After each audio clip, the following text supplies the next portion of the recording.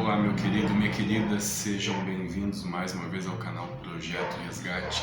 Que Deus te abençoe poderosamente. Hoje o nosso estudo ele está lá em Gênesis. Vamos lá em Gênesis, no capítulo de número 2, no versículo de número 19, e diz assim: Tendo, pois, o Senhor Deus formado da terra todos os animais dos campos e todas as aves dos céus, levou-os ao homem para ver como ele os havia de chamar. E todo nome que o homem pôs aos animais vivos, esse é o seu verdadeiro nome. O maior símbolo, queridos, de autoridade é dar nome sobre algo, sobre alguém. A palavra de Deus nos diz aqui que quando Deus terminou de fazer toda a criação, Ele então agora traz os animais para que Adão dê um nome para eles. Muitas pessoas pensam que Adão teve muito trabalho, porque imagina dar um nome para todos os animais. Deus trazia um animal para Adão ali e agora Adão está olhando, mas esse bicho tem cara de quê? Esse parece com um macaco. As pessoas pensam assim, mas na verdade não, queridos. Adão, ele tinha a mente de Cristo. Adão, ele era perfeito em corpo, alma e espírito. Então Adão, ele sabia todas as coisas. Adão sabia por revelação, porque Deus, o Pai, revelava para ele. Sabe aquele ditado, ninguém nasce sabendo? Isso não se aplica para Adão. Adão nasceu sabendo todas as coisas, porque tudo Deus revelava para ele.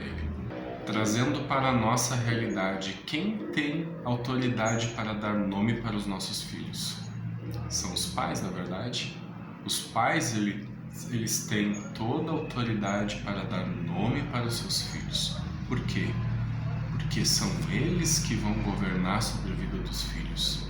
Eles que vão pagar as contas, eles que vão criar, vão educar, vão cuidar, na verdade. Ninguém tem autoridade, nem o governo, o presidente, seja quem for, de colocar nome nos teus filhos. Da mesma forma, quando você vai abrir uma empresa, quem escolhe o nome da tua empresa? É o governo? Vai lá, não, você vai botar esse nome. Não. Somos nós que colocamos o nome na nossa empresa, porque somos nós que vamos pagar o imposto, somos nós que vamos mandar a nossa empresa, na verdade. Então, o maior símbolo de autoridade na Bíblia e fora dela é colocar nome em algo ou em alguém. A gente vê que na Bíblia, nos tempos dos reis, os reinados de Israel, a primeira coisa que os reis eles faziam, eles trocavam o nome dos seus escravos, das pessoas. Dou um exemplo para vocês sobre Ananias, Misael e Azarias. Você pode estar se perguntando, tá, mas quem são esses cabras aí, né?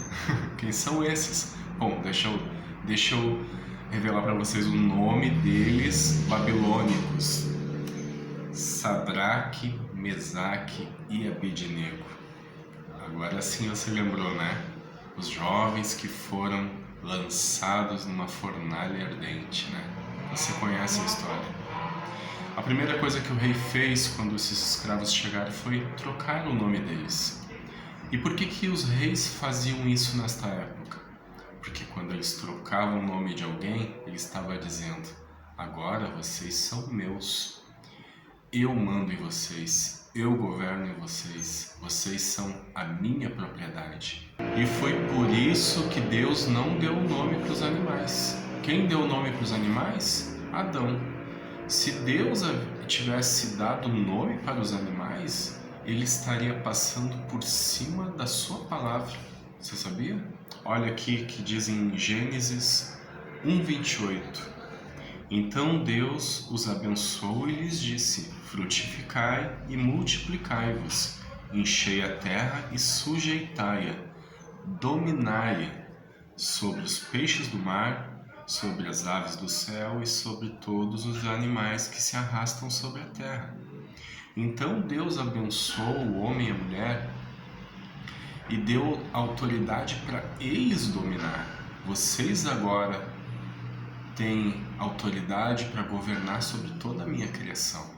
Então Deus ele não poderia dar nome para os animais, porque a palavra de Deus mandou que o homem tivesse autoridade para isso. Agora, quem deu o nome do homem? Foi Deus, na verdade. Por que Deus deu o nome do homem? Porque Deus ele fez questão de dizer, agora você é Adão. Porque Deus queria ser o Senhor do homem, queria ter autoridade sobre a vida do homem. O homem tem autoridade e governo sobre a terra, sobre a criação. Deus deu a terra para o homem governar, mas a vida do homem, Deus queria ser o Senhor para governar o homem. Olha que interessante que diz em Gênesis 2, no versículo de número 21. Então o Senhor Deus fez cair um sono pesado sobre Adão, e este adormeceu e tomou uma de suas costelas e cerrou a carne em seu lugar. E da costela que o Senhor Deus tomou do homem, formou uma mulher e trouxe a Adão. E disse Adão, esta agora é osso dos meus ossos e carne da minha carne, e esta será chamada varoa, porque do homem foi tomada. Em algumas traduções também diz, e esta foi chamada mulher. E a palavra mulher no hebraico é Isha. Muitas pessoas pensam que a Eva era o único nome foi o primeiro nome de Eva, né, na verdade, mas não. Quando Adão ele vê Eva pela primeira vez, ele então agora você é o osso dos meus ossos, carne da minha carne, e você vai ser chamada Isha no hebraico. Só após os dois terem pecado que Adão novamente dá um nome para Isha e chama de Eva. Agora, por que a gente vê a história se repetindo, né? No início Deus trouxe os animais para que Adão desse o nome sobre os animais. Agora a gente está vendo Deus formar a mulher da costela de Adão e trouxe a mulher até o homem para que o homem desse o nome sobre a mulher. Então o que isso significa? Que assim como Deus é o Senhor do homem, porque Deus deu o nome do homem, Deus queria que o Senhor da mulher fosse o homem. E muitas pessoas acabam pegando esse versículo e acabam entendendo ele de modo errado, tratando muitas vezes as mulheres como inferiores, porque não, eu sou o teu Senhor, porque eu é que mando em ti. Mas na verdade a Bíblia nos ensina que ser Senhor é bem diferente do que a maioria das pessoas pensa. Ser Senhor, queridos, é amar, cuidar e proteger. Então, queridos, assim como Deus ele é Senhor do homem, Deus queria que o homem fosse Senhor da mulher. Agora eu pergunto para vocês, o que é ser Senhor? Muitas pessoas pegam esta palavra, não, porque eu tenho autoridade sobre a mulher, porque eu sou o Senhor da mulher. E pega o exemplo dos reis maus que teve na Bíblia, não, porque... E castigavam suas mulheres, tratavam mal e faziam, não, você tem que fazer o que eu mando. E não é isso, queridos, que a Bíblia nos ensina. Ser Senhor é cuidar, é proteger, é prover. Quando Deus é o nosso Senhor, o que Deus ele faz conosco? Deus ele nos cuida, Deus ele nos protege, não é verdade? Deus ele provê as nossas necessidades. Isso porque Deus é o nosso Senhor.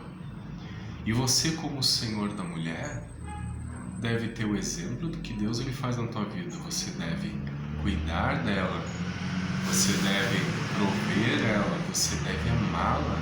Quando o homem não consegue cumprir este princípio, porque isso é um princípio da parte de Deus, o homem ser senhor e cuidar, proteger, prover a sua mulher. Quando o homem não consegue fazer isso, é a pior coisa que pode acontecer na vida de um homem, pois ele se sente muitas vezes inferior, com a sua vida abatida. E da mesma forma a mulher, hoje nós temos mulheres independentes, né, que trabalham, ganham o seu dinheiro, mas você vai ver que na vida de uma mulher, e você mulher pode até me confirmar isso, você não se sente completa e feliz quando você tem uma pessoa que está do teu lado, que ama, que provê as coisas para você, que cuida de você. Isso não vale mais do que todo o dinheiro que você tem, não é verdade? E da mesma forma o homem. Um princípio de Deus é que o homem cuide de sua mulher, ame a sua mulher e dê a vida por ela. E o princípio de Deus, da parte da mulher, é ser cuidada pelo homem. O homem prover ela, cuidar dela, amá-la. Então é isso que Deus espera de uma união e que este princípio ele seja cumprido. Então Deus quer que você cuide de sua mulher da mesma forma que Ele cuida de ti, varão. Entendeu? Agora vamos mudar um pouquinho, vamos falar num personagem chamado Abraão. A gente sabe que Abraão, antes de se chamar Abraão, se chamava Abrão. E a palavra de Deus nos diz que Deus falou com Abrão para ele sair da sua terra, da sua parentela, da casa do seu pai e ir para uma terra que ele iria mostrar. E a palavra de Deus diz que Abrão saiu sem saber para onde iria, porque ele creu naquela voz, ele creu em Deus.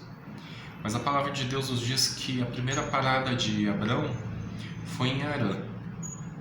E ali em Harã, queridos, Abrão ele ficou por muitos anos. E ali naquela terra, ele prosperou, a Bíblia nos diz. Ele foi abençoado ali naquela terra. Mas chegou um determinado momento na vida de Abrão que ele caiu em si que ali não era o lugar dele. E como que a gente pode saber que o lugar onde nós estamos não é o nosso lugar? Pois Abraão ele estava sendo abençoado, estava sendo próspero ali. Você quer saber por quê? Porque todos os anos que Abraão esteve na terra de Harã, e nenhuma vez Deus se manifestou na vida dele ou falou com ele. Deus nunca mais falou com ele. Então Abraão disse, não, Deus nunca mais falou comigo, nunca mais se manifestou na minha vida. Não, aqui não é o meu lugar, eu vou partir desta terra. E o que acontece? Abraão, ele parte para a terra de Canaã. A Bíblia nos diz que quando ele coloca os pés em Canaã, a primeira coisa que acontece, Deus aparece para ele. Vamos ler Gênesis, capítulo de número 12, versículo de número 7. E apareceu o Senhor Deus a Abraão e disse, essa terra te darei, a ti e à tua descendência, e edificou um altar para o Senhor. Então, como que ele descobriu que a terra de Harã não era o seu lugar? Porque em nenhum momento Deus falou com ele ou se manifestou na vida de Abraão. Porém, quando Abraão chega em Canaã, a palavra de Deus nos diz que Deus se manifesta na vida de Abraão e fala com ele e diz, Abraão, é essa terra que eu vou dar para você. Porém, a Bíblia nos diz, queridos, que havia fome naquela terra. Havia inimigos naquela terra. E o que Abraão pensou? Bom, aqui não tá legal. Bom, Deus falou comigo, disse que essa terra é essa terra que é para mim ficar, essa terra que vai ser minha. Mas diante dos problemas que ele enxergou, das dificuldades, o que Abraão ele fez? Ele então vai para o Egito. E isso, queridos, é a pior coisa que nós podemos fazer. Nós, muitas vezes, diante dos problemas, das dificuldades, Deus ele fala conosco, nos mostra, é aqui, eu vou te dar essa terra. Mas muitas vezes vemos os gigantes, na verdade, os problemas ali na nossa frente, e o ser humano, nós temos a tendência muitas vezes de fugir dos nossos problemas, na verdade. E isso é a pior coisa que nós podemos fazer. Abraão ele parte para o Egito, e chegando no Egito, o que acontece? A primeira coisa que acontece quando Abraão chega no Egito, quando entra nos portões lá do Egito, lá, todo mundo começa a falar e cochichar. Você viu aquela mulher que chegou na caravana? A Bíblia nos diz que Sarai era uma das mulheres mais formosas de todas as mulheres. Sarai, ela chamava a atenção aonde ela colocava os seus pés. E a notícia desta mulher, de uma beleza incomparável, chegou aos ouvidos do faraó. E faraó então manda chamar Sarai. Abraão, temendo pela sua vida, ele manda que Sarai minta, na verdade omita, né, que era esposa dele.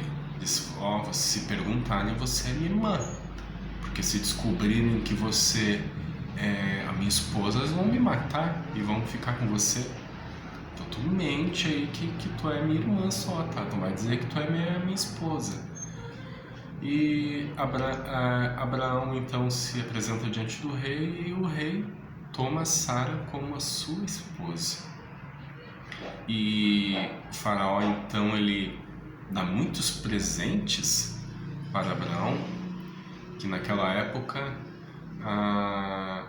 os reis, quando iam tomar uma esposa, né, tirar da casa do seu pai ou do responsável dela, teria que pagar o dote.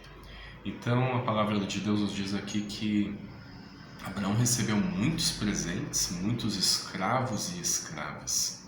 Dentre os presentes que Faraó deu para Abraão, a Bíblia nos diz que foi uma escrava chamada Agar. Você que tem acompanhado, né, a novela, né, Gênesis, aí você vê que dor de cabeça que foi a Agar na vida de Abraão e Sara, né? Então, quando acabamos muitas vezes nos desviando dos caminhos do Senhor, o inimigo sempre colocará uma Agar na nossa vida para nos dar uma baita dor de cabeça. Mas sabemos que Deus, então, ele fere o faraó e faz ele devolver Sarai para Abraão. Então ele volta para Canaã, do lugar de onde não deveria ter saído. Muita coisa aconteceu nesse tempo. Abraão enfrentou reis, Vitória resgatou seu sobrinho Ló. Porém, tem algo na Bíblia aqui que me chamou muito a atenção. A gente vê que na Bíblia Deus tem essa coisa de Deus trocar o nome dos homens, né? E Deus sempre trocava o nome dos homens. A gente vê Deus trocando o nome de Abrão para Abraão. Na verdade, esse Abraão é uma tradução no português. Na verdade, foi acrescentado um H no nome de Abraão, então seria Abraão. E a gente vê Deus trocando o nome de Jacó, nome de Josué, né, que era Oséias, mudou para Josué. Ou Deus ele troca o nome, ou Deus ele dá o nome. E como nós vimos aqui, dar o nome ou trocar o nome é um sinal de governo, de autoridade sobre aquela pessoa. Mas agora Deus ele está fazendo algo inédito, algo que nunca nós vimos na Bíblia. Deus agora ele vai trocar o nome de uma mulher. Deus agora ele está diante de Abraão e ele disse: agora você não se chamará mais Abrão, mas sim Abraão.